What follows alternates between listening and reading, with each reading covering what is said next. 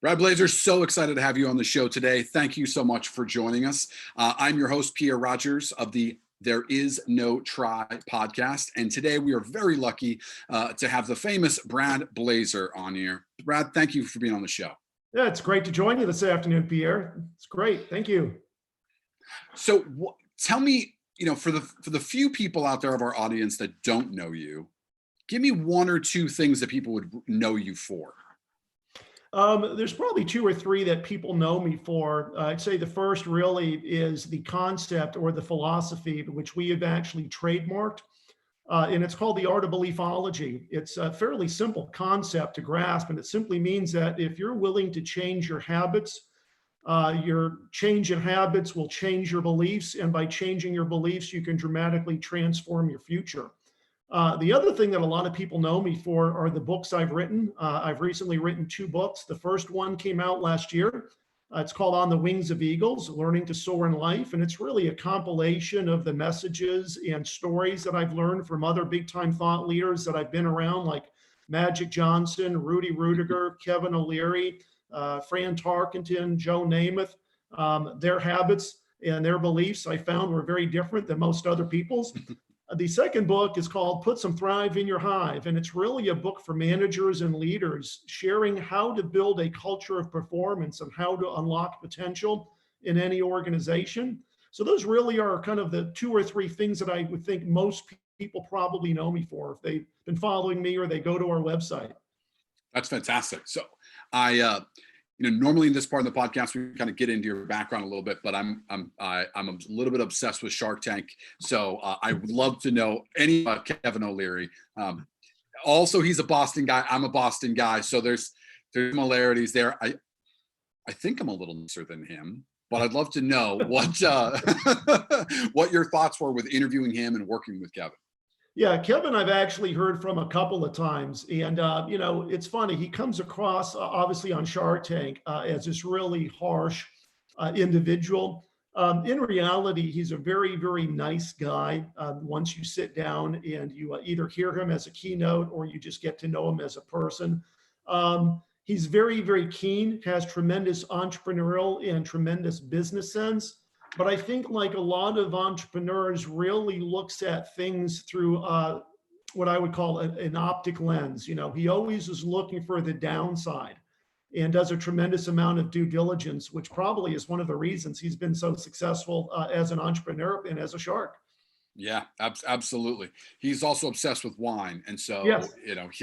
He and I have a lot in common. So that's why I had to ask. I'm like, oh my gosh, you've worked with Kevin. I geek out to be able to have a cigar and a glass of wine with that guy. You bet. But before we get into, writing these books and working with these amazing people, let's start at the beginning. Brad, where'd you grow up?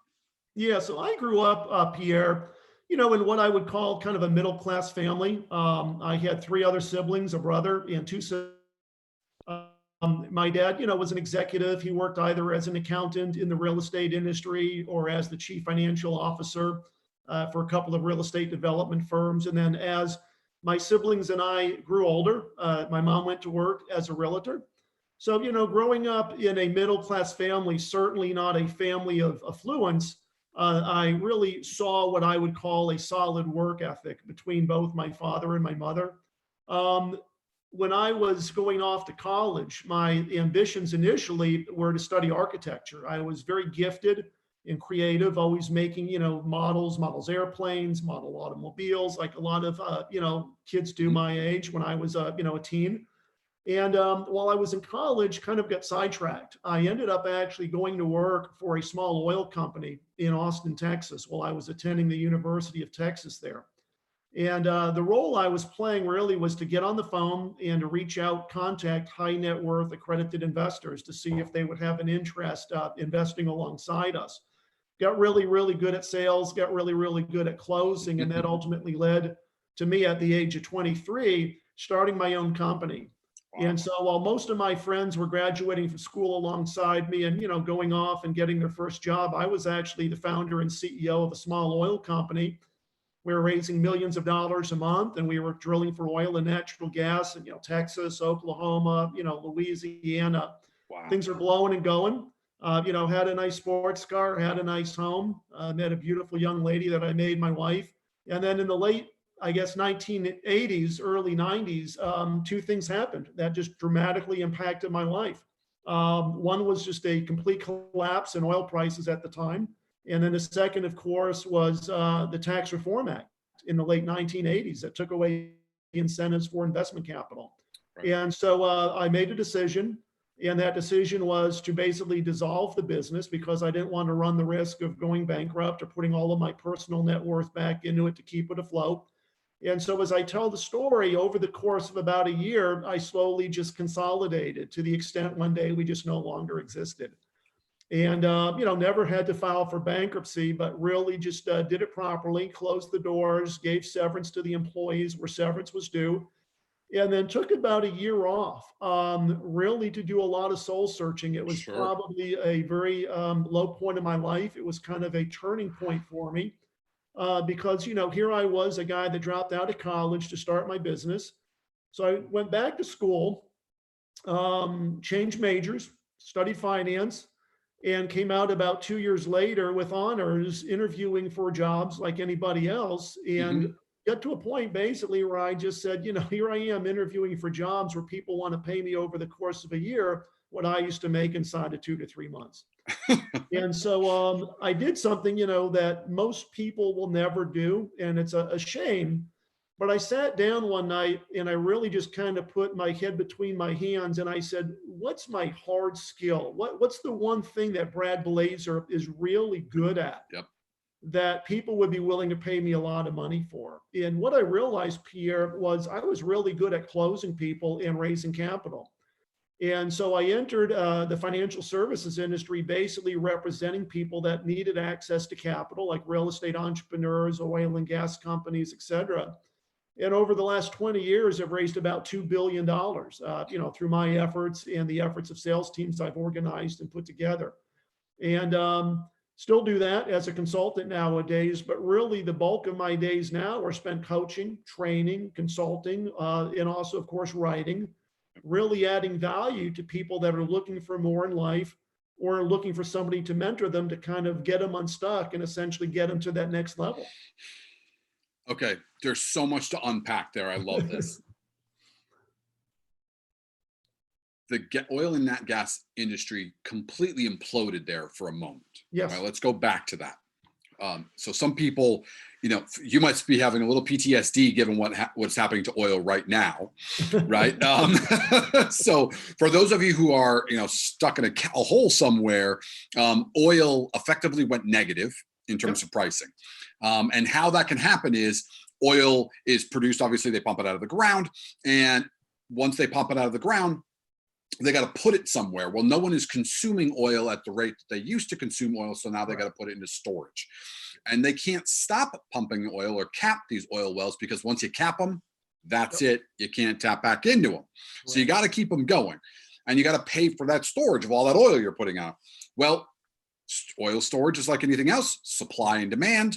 Yep. Supply is running out, demand is high. So you've got to pay more and more and more per square foot, if you think of it that way, to put the oil in. And you get a time like COVID where basically nobody is driving and oil consumption has fallen dramatically. Now oil's really, really, really, really cheap. We're seeing it at the pump, but not quite in a mega way, right? We're not seeing 99 cents a gallon, but it's definitely fallen a lot. So it's got to be pretty interesting from your perspective. But I got to ask, how did your relationship with your family? How was your relationship with your wife when this young, successful entrepreneur who's kicking butt suddenly, through no fault of their own, none, right? And that's what people need to understand. You didn't do anything. The world changed underneath your feet. Tell me what that felt like. What did you go through? Well, it's funny. Growing up, I always saw my dad kind of as what I would call the protector. It's the man's responsibility to go out and make a living. And so I felt when I was married that burden kind of largely fell on my shoulders. Looking back, now it's almost, 30, 35 years. Actually, my first wife left me as a result of what we were going through and experiencing. And I think the reason really was, I won't say a lack of transparency, but when I came home and I told her I made the decision to close the doors and, consolidate the company, I think in her mind, what she was really fearful of was, oh my God, we're going to have to file for bankruptcy. Right. And looking back, while I said earlier that I never did that, it was in her mind of perhaps having to do so because in her background, her paternal father actually did that. And her mom ultimately left. She remarried another gentleman. But, obviously, I think growing up in an environment where her paternal father filed for bankruptcy, she just didn't want to have any part of it. Yep. So, she went off and did her own thing. I followed her career. She's very successful today, very proud of her. She owns a jewelry design company and, she distributes some high-end jewelry to stores like Neiman's, et cetera. Oh, wow. But, the funny thing is I went for a period probably of, or 20 years after dissolving the company, getting a divorce, of basically being very successful, kind of being this entrepreneur that was raising money. Until, of course, I found my second wife about 10 years ago. We have a beautiful family, a wife and a daughter who just turned 9. Congratulations. But, the thing, though, that I will tell your listeners is that communication in a relationship is so very, very important. And what I have experienced in life through my first marriage and my second marriage is think of your marriage like a bank account. I actually learned this from another coach who has a coaching program out in California. He coaches with his wife and they coach couples. And he says, every day you want to be making deposits into that bank account, whether it's just telling your wife or your spouse that you love them or leaving them a note or doing something. Because if you don't do that, what will ultimately happen is every time you have an argument or every time you're stressed in the relationship, what you'll do is you'll find that that bank account starts having a debit balance. Yep. And when it has a debit balance, that's not a good situation to be in, right? That's where right. divorces come up. Yep. So I've learned over the years that, number one, of course, is you want open communication, but more importantly is you want to every day be making deposits into that relationship account. And that's so very, very important. But really, you talk about the dip on your podcast. That was definitely for me a low point in my life and a low point in my career. Here's a kid in his 30s that's gone through a divorce. Thank God I didn't have any children at the time. Really just kind of wondering, what's the next chapter for me? People didn't want to pay me what I felt I was worth. And so I just kind of, I won't say floundered, but I really just sat back and I said, I've got to pivot. And, I think that in business, you have to understand that it's okay to fail. A lot of people, while they say, oh, I'm scared of failing, or if I start a business, I'm scared that it won't work out. Really, what I've learned in business and coaching is two things. Number one is what people are really afraid of is not fear of failure. It's really what they fear is the judgment of other people. That's the number one fear that I think really holds people back. It's what will 100%. my parents think of me? What will my friends think of me? What will my siblings think of me? And what I've learned in the podcasts that I've done, or just, interviewing people or doing business with people, is big time people that go on to accomplish greatness and accumulate a significant amount of wealth is they do not listen to their feelings. Okay. Yes. Because a lot of the stories you're telling yourself are bullshit. And you have to understand 100%. That in reality, you can do anything that you set your mind to. It's like, I forget if it was Zig Ziglar or Napoleon Hill, but whatever the mind can conceive and believe, it can achieve. I've interviewed some people that if you were to look at them, you would say, holy crap, this person has literally accomplished what I perceive to be the impossible. A dude, Miller, who lives in Philadelphia, who was the only person in the history of mankind that has ever completed every single one of the 7 swims that make up the Ocean 7 on the first attempt. And these are swims like the English Channel, the Cook Strait, the Sugaro Channel. This dude swimming 20 miles in water, wetsuit, and the temperature of the water is 54 degrees. And all he has is a pair of goggles and a cap, And interviewing him, you realize, holy cow, this guy's swimming in the open current where there's stingrays and there's sharks and there's stuff going through his mind, and it's an 18-hour swim. And I'm struggling trying to go out the door tomorrow morning to go 3 miles, Right. So I tell people, big time people don't listen to their feelings. They have a goal, they back it with action, and then what they do is they execute. They know what they need to do each and every day to be successful.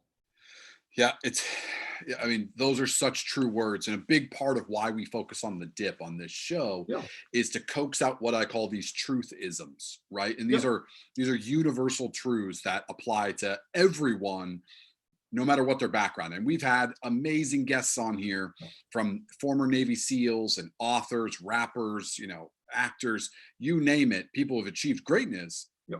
That's all well and good, but it's their lessons that can be pulled out that are universal that any one of us, any of our listeners can use to apply to their life. And the one you just brought up, which is the lies that we tell ourselves, right, Absolutely. You is have to such a big realize one. that, half the stuff that you ponder on daily is BS. Yes. It's the self-doubt, it's the limiting beliefs, it's basically a reflection of your upbringing. You have to realize that most of the limiting beliefs and self-doubt that we carry around as adults really was put in us back when we were kids. They say Yes. that most of the self-doubt and limiting beliefs really were instilled upon us between the ages of 7 and 11. That's when your parents are telling you, don't do this, don't do that, don't touch this, don't do this, because they're concerned about your well-being, more Right. importantly, and obviously your safety.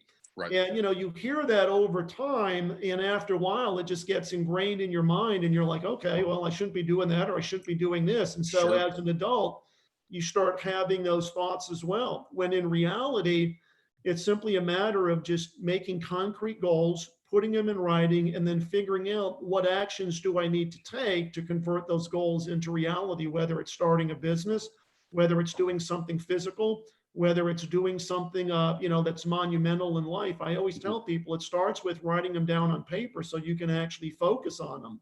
The Yes. problem that so many people have is they say, oh, yeah, I've got goals and I've got things I want to accomplish.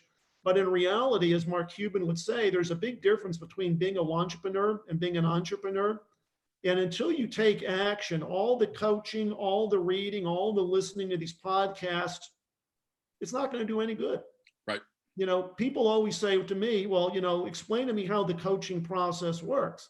And I say, more important than that, let me ask you, do you have desire to transform and become a better person? Either more success, more wealth, bigger and better relationships? Because if the desire is not there, Yep. don't hire me as a coach. I'm not moving in as your roommate. I'm not moving in as your That's right. parent. We're having this long distance relationship, but at the same time, if the individual is unwilling to do the things that a coach or a mentor are asking them to do when they're having those tough conversations, Yep. it just ain't going to work. So, Brian, we had never met before this podcast, correct? Correct. Okay. And I did not pay you to say, write your goals down on paper, right? We never spoke about that because I talk about that on a daily basis. Love it. This is my notebook. Everyone who listens to this podcast is probably rolling at their eyes right now because I talk about this all the time. So I use a pen and paper and I write down my to-do list every single day. Many of those things are the same every single day, Sure. and many times they change, about 50-50. Yep. And so what I do is I go, hey, what's my morning routine? I write that out.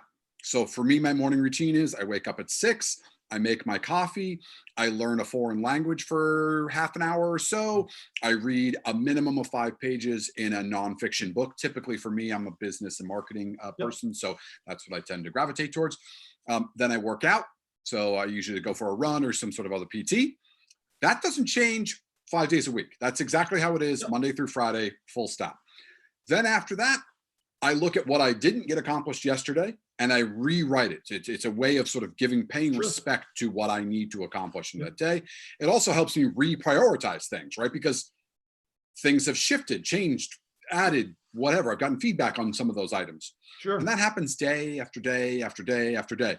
And if I accomplish 2 or 3 things, not 200 things, 2 or 3 things on that list, but I do it every single day, the amount of forward progress I have in my actual job, because podcasting is not my job, believe it or not, it moves mountains. Yeah. Oh, absolutely. It's amazing. I can't say it enough. It seems too easy. It seems too good to be true.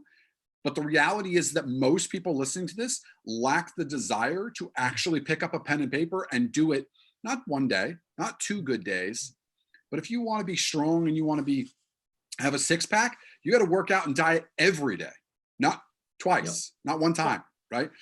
So I just wanted to give you props because you just said everything I say all the time. It goes way beyond that. And I'm going to give all of your listeners and everybody that is exposed to this podcast a free gift. Harvard University many years ago did a study. And what they did is they assembled a pretty large group of a couple of hundred people. And they asked that group, how many of you here have goals? And in that audience of a few hundred people, roughly 17% raised their hand and said, yeah, I've got goals. They said, great, but they went a little further than that. They said, okay, in that group, how many of you have actually taken the time to physically write your goals on a piece of paper? And what they found is in this huge sampling of a few hundred people, it was only 3%. So what they did is they followed that group for a couple of years. And at the completion of the study, they went back to the same group and they asked each individual, how much money have you made? And what they found, Pierre, is the 3% that had physically taken the time to write down their goals out-earned the other 97% 10x, not 3 times, not even 6. They out-earned the other 97% 3x. And here's the reason. There's a definite connection between the mind and the body. I tell people you have to see it here before you can experience it physically. But really what it gets to, because my background was in architecture, is imagine for a second you're an architect. And one day, just in your mind, you think of this great cool concept for a building. And what you do is you make a sketch for it in your little notepad. When I was an architectural student, we carry notepads around so we can make little sketches. That's what we do. We're geeky people. But take that sketchbook and stick it somewhere and not see that sketch for months, maybe years. But one day while you are cleaning up and you find that sketch, what you're able to do is then take that and convert that into a blueprint. And then you can take that blueprint and you can give it to a builder or a contractor who can physically build a real building. And so now you've taken this concept that was in your mind and you've converted it to something that's real, a physical building that stands on the horizon. Right. The same thing applies to goals. And I tell people, as part of the goal writing process in this 13-page guide that I'll make available to everybody, which is what we call our goal planning guide, goals basically have to follow 5 things. It's what I call the SMART principle or the SMART acronym. They've got to be specific. They have to be measurable. They have to be actionable, something you can take action on. They have to be realistic, and they also have to be time bound. I will push this goal over the next 2 years. For anybody that had our free goal planning guide, just go ahead and send an email to info, I-N-F-O, at bradblazar.com. It's spelled B-L-A-Z like zebra, A-R with an A at the end of my last name, and just put in the subject line goal planning guide, and boom, we'll send it right out to you. It'll help you get clarity on your goals. And much like you said, Pierre, it's a backbone of our coaching program that builds your beat, because without goals, you got nothing. 100%. I couldn't agree more. I talk about it all the time. I mean, ad nauseum. It's so impactful. And the problem with talking about just writing down your goals is it sounds too good to be true. Yep. Right? Like, who can't write down their goals? Like sounds like it takes 2 seconds. One of the issues with writing down your goals is it's harder to do than you would actually think. So, for those listeners out there, check out Brad's goal planner. Writing your goals under the SMART method that he just outlined is a thought exercise. It's designed to make you think why you're making those goals. Why do they mean something to you? Sure. Why do you need to achieve them? It's not as easy as I want to be rich. That doesn't mean anything. I want to be rich means absolutely nothing. Everybody wants to be rich. Right. If you ask my 4-year-old, he'll say, I want to be wealthy. And he thinks $2 is rich. Right. Yeah. So what does wealthy even mean? It doesn't mean anything. Yeah. You need something under a SMART guidelines. Right. You would need something that you're going to measure by a certain time. I need a certain dollar amount by a certain date and time, and this is how I'm going to do it, etc. Right? And by setting those plans, that's a step further than goals, because that's what you have to do to get to the goal. It starts you on that path of being actionable. But Absolutely. I don't want to harp on that too much. Some of the other people you've been able to work with and interview, I mean, these names are, the top 1% of the 1%ers in terms of success. And I don't mean in terms of wealth, but just in terms of making an impact on the world, from George Bush to Joe Namath. I mean, this is some big names out there. Sure. Do us a favor, share us a nugget or two from working with some of these amazing people. Magic Johnson's another one that comes to mind. Like, Yeah. what was it like working with them? What did they think of the world?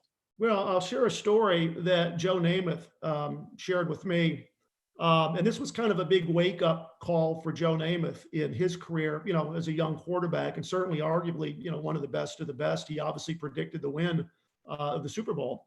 But every big game that they had, Coach Bryant walk around the perimeter of the field with all of the, big time players, obviously the quarterback, the person on the team that led basically the offensive line as well as the defensive line. And they would just walk the field, just kind of, talking about the game. And there was a turning point in Joe Namath's life where Coach Bryant looked at him and said, "Hey, Joe, you got a plan for tonight's game?" And Joe Namath turned to Coach Bryant and said, "Yeah, I think I do. I think so." And Coach Bryant literally stopped and yelled, I mean, at the top of his lungs, "You think you do? Boy, there ain't no think. You either know you do or you don't." And Joe Namath, of course, just kind of sat there, shaking in his boots, but he realized there was a point made. Here I am, on a major league football team. I should have a plan for every game. I should be at home watching replays of the opposing team, studying their weakness, figuring out who I'm going to throw to, how I'm going to basically play to their weaknesses so that we have a plan of attack. And, that's when I tell people, it's kind of like you said earlier, is that you make a list of what you want to accomplish every day. One of the things that I've learned from my coach and one of my big mentors, Coach Michael Burke, is the weekends are not for goofing off. The weekends are for rest, relaxation, time with the family. But on Sundays, it's really also spending a couple hours planning what it is you want to accomplish the following week. And so I sit down for a few hours every Sunday and I make a list, much like you do. Who are the big time people I need to connect with this week? Yep. What events do I want to organize or put together? Who do I need to be following up with? What do we need to be doing in the way of marketing? Because most people, not all, but the majority of people live life on the defensive. And what you have to realize is So if true. you're going to be successful in life, you need to have a plan for your success. You need to have an organization to your day. You need to have systems and structures to the things that you do. When I interviewed Dana Cavalier about a week ago, who of course was the performance coach for the New York Yankees. I mean, here's a dude that hangs around with, Jeter, A-Rod, Posada, Right. Joe Torre. And I said, what's the difference between somebody like that and just, a guy that's playing in the minors? And he said, what they realize is that it's habits. It's doing the same thing daily that gets them to greatness. It's repetition. Yes. And through repetition, you create mastery. And what I have found is that if you just show up Monday morning to your job or to work and sit back and say, okay, I'm here, and then start responding to emails and start making phone calls, and then you get up to get a cup of coffee, what you're essentially doing is your life on a reactive mode. Yes. You're not taking control and you're not That's right. taking action. And so in the coaching we do, I tell people what we coach around are systems. Do you have a selling system in your business? If so, what does it look like? Let's analyze it. Do you have a follow-up system in your business? If so, what does it look like? And a lot of times we're not telling people to make big changes unless, of course, they don't have a selling system. Right. You better go get one. But, it's in my business, as an example, we have a selling system. Every day in the morning, we block out 2.5 hours on the calendar, and boom, that's all we do. We're reaching out to people, making phone calls, Mhm. initiating, providing outreach, because we know if we don't put it on our calendar, it ain't It ever won't going get to done. happen. That's right. You know, and I always hear excuses. People come up with all kinds of bullshit excuses. Oh, I don't have time to do this. I don't have time to do that. Well, if you put it in your day planner, it's an appointment with yourself. For Yep. me, 5:30 every morning is the first appointment of the day. It's an appointment on my calendar. It says fitness, and I write it in there because I know if I don't write it, it ain't going to happen. That's exactly Then I right. shower. Then I go get a light bite to eat, some breakfast, usually yogurt, banana, some strawberries. Go into the office, look at my day planner, and I know right then and there the top 10 people I need to reach out to that day, the Yep. big events that I'm going to be hosting or that we want to be working on. And so by being organized and kind of living life on the offensive, like you said, it allows me to be much, much more productive. And as a result of that, more importantly, is it creates the habits that I know instill success. Yeah. I mean, people talk about this all the time where they wish they had more control of their life or they wish their life had gone in a different direction.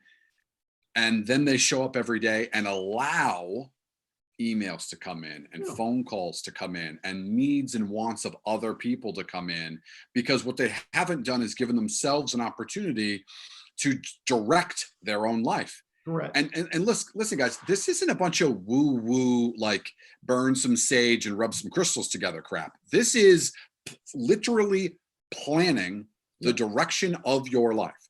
Now, I'm going to bring up something that's a little bit controversial, which is I think you plan your relationships. Mhm. There are people that I know that I want to have a relationship with. I want to be friends with. I would like to do business with. Yes, I plan who my friends are Sure. because I want high caliber friends. I want interesting friends. I want friends I can't wait to spend time with that are similar to me in attacking the world and they've been successful and they've done whatever they've done. I want to be around those people. Well, that doesn't happen by just eating Cheetos and watching Netflix all day. You have to take an action. Okay. Identify what are your traits? What are traits about other people that you tend to enjoy? And then go work at it. That comes right down to friendships. So I'm not just talking about your business, etc. Literally down to the thing that you probably put the least amount of effort into, which is hanging out with your friends. Mhm. Those are things that you have to think about. Now, the pushback I always get whenever I make that statement is, that feels pushy or it feels synthetic. It feels like it's fake. So, no, no, no, no, no, not quite the opposite. We're talking about deep, genuine friendships that I have that I work at. I think about them, what they would want, and I want to be there for them. Right? That's what a friendship is. There's no ulterior motive, but I planned on making that person my friend. Just like if there were some person out there who had ill intent, who was bitter, sour, I'll call them a loser, you would Mhm. probably burn calories to not be friends with them. Right. Right? This is not dissimilar. So what Brad is talking about is pushing out the noise a little bit, Mhm. pausing for a second, trying to plan where you want to be, and then putting those steps first. I get it. We all have bosses we have to answer to, whether it's your spouse or the person you work for or what have you. I'm not saying that you can just flip a switch. But what Brad is saying and what I'm saying is in the beginning of your day, take a moment to invest in yourself, fitness, your diet, how you think, plan out some of your day so that you've made your time for the things you need to accomplish. Then you can be more reactive to all the inbound phone calls and emails and other tasks that come in. That's how you direct your life. So Absolutely. 100%. what was it like talking with Mr. Bush, George W. Bush?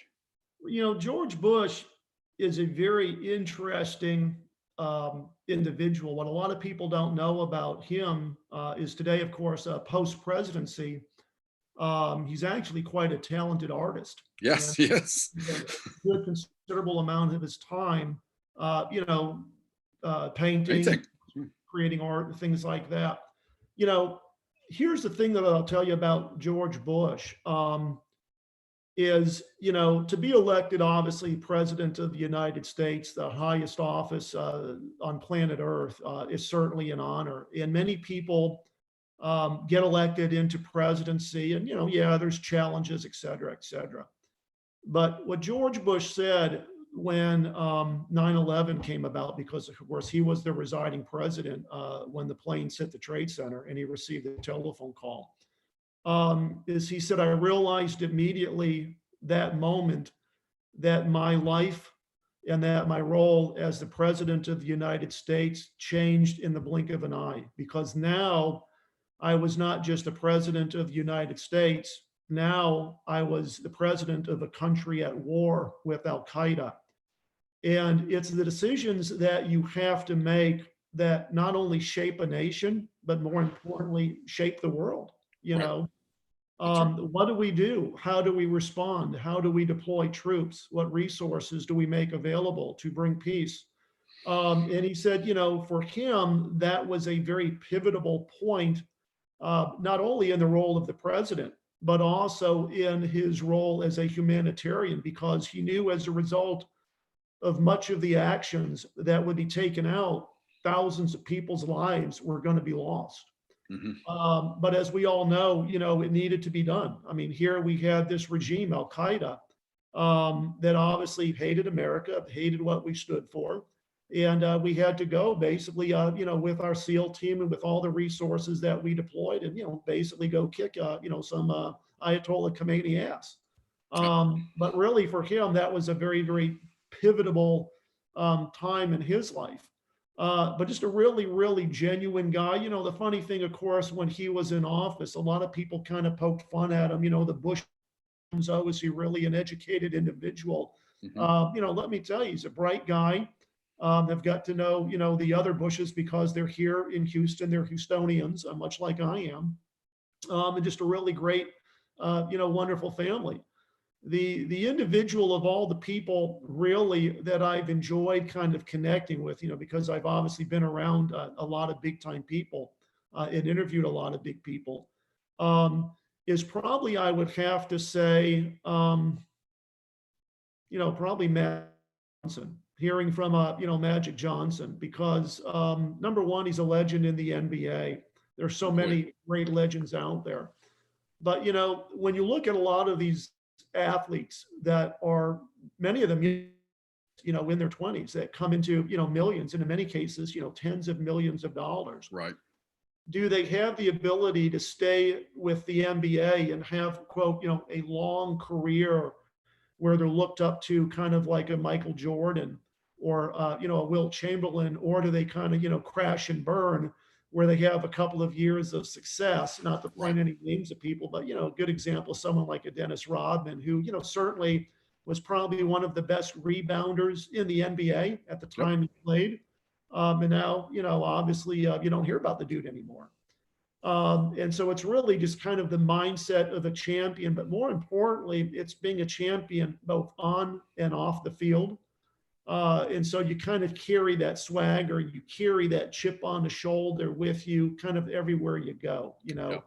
It's, you don't have to prove to other people who you are, because at the end of the day, you know who you are, you know Right. what you stand for. And I tell people, in life, the biggest sale you really have to make is the sale you make to yourself. And everything positive starts with the day that you sit down and you apologize to yourself and you say, I am sorry for taking a casual interest in my success. I am sorry for, letting myself get obese or, getting to a point I'm not fit. I'm sorry that I have a deficit in my bank account and I'm living every month, check to check. Because once you do that, it's almost like you mentally snap. You know what I'm saying? Yes. And Right. you can then say, from this day forth, I'm unwilling to accept that. I'm unwilling to accept mediocrity. I want to be a better version of myself daily. And then you constantly work to fulfill that. Right. And, when people ask me, what's it like having wealth or, being well known or having 20,000 followers, I say, look, if you ever watch the movie Jerry Maguire, when Raj was explaining to Jerry really what he was looking for in life, it wasn't just he wanted a big contract. he was looking for the Quan. That was his magic word. Jerry, Yes. give me Quan, man. Well, Quan for me has another word that I associate with it. And I've kind of heard from a coach that I actually interviewed who went on a journey of self discovery. He says, become a fulfillionaire. And I just grasped for that word the first time I heard it. And I I said, love it. what a great word, a fulfillionaire, which means not only have you attained success financially, but you also have all the other things that you look for in life: good relationships, good friends, freedom to do what you want when you want to do it, great level of fitness. And so, really, I tell people, focus on becoming a fulfillionaire so that you have a fulfilling life. And so that Yep. the wealth that you've accumulated or the success that you've accumulated can now, in a very positive way, hopefully impact other people. That's kind of what we were talking about before we hopped on air, right? We were Yeah. talking about something very, very similar to that. So yeah, couldn't agree more with that piece. So I went on vacation with my family last August, and I decided to do something a little bit different. So I have a wife and two kids. My wife and daughter were going to go off to Seoul, Korea, on vacation, and my son and I we rented a beach house in Hawaii. We were just going to hang out at the beach all day. Mhm. And I had this weird thought, which was, for many of us, the time in which we are the most happy or have the best memories are when we had very little money, we had very little resources, right? It was times with friends hanging out where we barely had $5 in our pocket. Yeah. And it was really interesting because I thought, I spend every day trying to figure out how to make my business more successful. And yet when I look back at my best memories, it's times where I had very little resources. It wasn't times where I was popping bottles of some expensive thing or whatever, or being wasteful with resources. Actually, it was the time where I had the least amount of resources. And it really kind of struck me. And I said, that's interesting. So I talked to a bunch of friends, and lo and behold, their experiences were very similar, that some of the best times they ever had were when they had the least amount of resources. And so I said, to my wife, I said, my son and I, we're going to go on this vacation just for 7 days. And I'm going to set a goal of spending $50 a day or less total. Right now, you got to remember, I'm on vacation. I'm not home. Sure. So that means, you're trying to cook what you can cook at a little Airbnb that we had rented, and $50 is a really low number. That's tough for two people to survive on every day for the whole day. I will say I was mostly successful. There were a couple of days where I two dinners in particular that things I spent more than my budget. But we woke up every day. We had simple food. We went to the beach. We hung out, and it was an amazing, amazing time. And I just thought, this is interesting. I've burned so many calories. I've worked so hard to make all this money so that I can rent a big beach house. But then I sit there and I have memories about when I had not two nickels to rub together. Why am I doing this? I should be focused on more what makes me happy than just the pursuit of numbers on the board. And I went through this exercise of having this stoic vacation. And it was a great, great time. And I learned a lot about myself, in that how much I need and how much I don't need of certain things. Right. So anyway, we could go on about this for hours. We're getting close to the top of the hour here. So I want to thank you very much for being on the show. Where can people learn more about you? What would you like them to go do? Well, I mean, I'm pretty easy to find. If you go to Instagram, just the asterisk little symbol, Brad Blazer. Got great content, got great posts. If you go there, one of the things that you want to be looking for is starting towards the end of March, when people really became aware of coronavirus. I started talking to other speakers, other coaches. We were having events canceled left and right. And so I've organized a series of events. We've actually done 3. They're called Conquer the Crisis. We're doing the 4th one coming up on May the 23rd. And essentially what I have assembled is an A-list team of people that have spoken at the prior events, that are going to be speaking at this upcoming one. People like Tim Story, people like Bradley, people like Bobby Castro, Matt Monero. We've had Matt Knowles, great entrepreneur. Of course, his daughter is Beyonce. He's responsible for the legacy known as Destiny's Child. All these big time entrepreneurs are coming out really for free. to share That's their knowledge, amazing. to bring about change and to bring about hope, but more importantly, to the knowledge and share skills and talent to help people that, just spend a couple hours on a Saturday afternoon and get educated by some of the finest entrepreneurs and thought leaders on the planet. My website's pretty simple. It's just, www.bradblazar.com, Blazar. We got information there about our coaching, about the books. We got our podcast, all that great stuff. I encourage everybody, go spend $20 and buy my book, On the Wings of Eagles, Learning to Soar in Life, on Amazon. The reason is when that book came out, a few months later, I got a phone call from a friend of mine. And he was going to go buy the book and he forgot the name of it. So he Googled. And what came up was not the book, but it was actually a blog over in England where my book was actually rated #1 for young entrepreneurs on a list of 10 books. And so apparently some guy over there that's got this big blog put together a list of the top 10 books for entrepreneurs and business people. Mine was #1 on the list. That's And fantastic. the funny thing is, it's not a business book. Really what it is, it's a book on how to get your mind straight, how to get your head straight, how to have what I call that self-talk with yourself. So that, much like I said earlier, you block out the white noise and you realize that all the bullshit that you've been telling yourself is exactly that. It's a bunch of bullshit. And you just got to take action, decide what you want in life, and then go out and seize it. And then, the other websites, of course, Facebook, LinkedIn, Twitter, Sure. you'll find me. Just look for us. We're pretty easy to find. And it all just starts with my first and last name. And so all of those will actually be in our show notes, a link to Brad's book on Amazon, his website, as well as his Instagram page. I encourage all of you to go and check it out. Mr. Blazar, I am so happy that you were here today. This was fun. I can't believe it's already been an hour. That went by in about 2 seconds. So that's how you know it's a great conversation. You have an amazing story. Thank you for sharing it with all of us. Thank you for being on the show. Till next time, everybody. Thank you. Absolutely.